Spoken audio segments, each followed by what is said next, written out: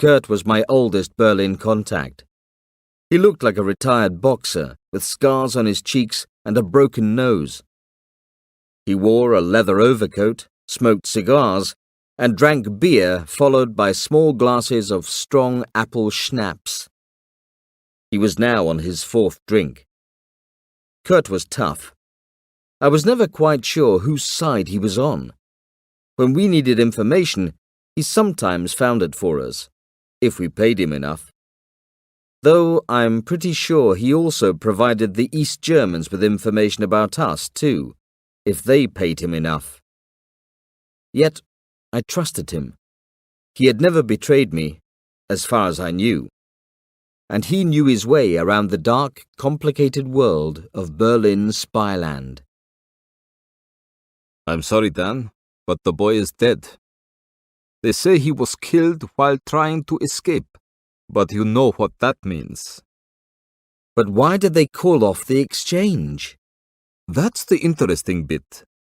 The way I heard it, it was your people who called off the exchange of Peter for their man Holtzmann. A message came from your Berlin office. No exchange. There was no explanation, but I guess someone in London thought Peter wasn't valuable enough to exchange for Holtzmann. Sorry, man. This Peter wasn't a friend of yours, I hope? Not exactly, but I know his father. What's Holtzmann like? Have you ever met him? Once or twice. You know how it is, Dan. I do a bit of business over here, a bit over there too sometimes, if there's any money in it. I have to make a living somehow. So what's he like? Why is he so important? Why would we want to keep him in Britain? Well, he was one of their top spies, a sort of master spy. But there might be other reasons, I suppose. They say he's number one in the drugs business, too. You know, all the opium that comes from Afghanistan. It's like the old Silk Road from China, only now it's not silk, it's heroin. Berlin is the crossroads between East and West, and Holtzmann has all the right contacts in the East. He knows everyone. I can't confirm any of this, of course. It's just a theory. But maybe it has something to do with the case. I don't know. Maybe he has contacts in the West, too. Who knows? Let's have another drink. He ordered more drinks. Here's to the end of the wall, he said, raising his glass. And the success of the free market. You can be sure that Holtzmann will always be here with us and doing well, whatever the political situation is. He laughed, drained his beer, threw his cigar into the ashtray, and left quickly by the back door. When I got back to the Berlin office, I tried everything to find out who the no exchange message had come from. I questioned everyone, but I didn't find anything. I even interviewed Strang. Of course, he said he knew nothing about it. How can you possibly think that anyone here would even dream of doing such a disgusting thing? He spat when I asked him. The evening before I was leaving for London, I realized I had left some papers at the office.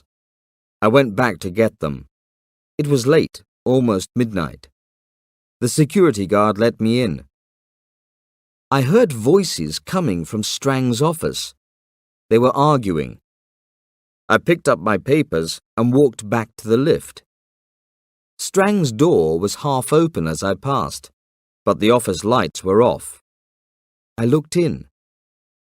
The light from the street caught the face of Strang's visitor. It was somehow familiar. I had seen it before somewhere. But where? The two men were still deep in conversation, so I didn't think they saw me. I hurried downstairs and left the building, but the picture of the man's face, lit by the streetlight, stayed in my memory. The day after I got back to London, I went to see Bert, this time at his home in South Woodford. Someone had already told him the bad news. He sat in an armchair with a dead, empty expression on his face. I tried to explain what I had done to get Peter back. Bert remained silent, his cup of tea cold on the table beside his chair. It was only as I got up to leave that he spoke. "You're a good man, Dan. I know you did everything you could to find Peter. But someone is responsible for this. I'll find out who it is, even if it takes me years. And when I do find out, I'll know what to do about it. Thank you for everything, Dan." From that time on, Bert started to look like an old man. He still did his work in his usual professional way, but he seemed to have lost interest in life. The light in Bert and Doris's lives went out,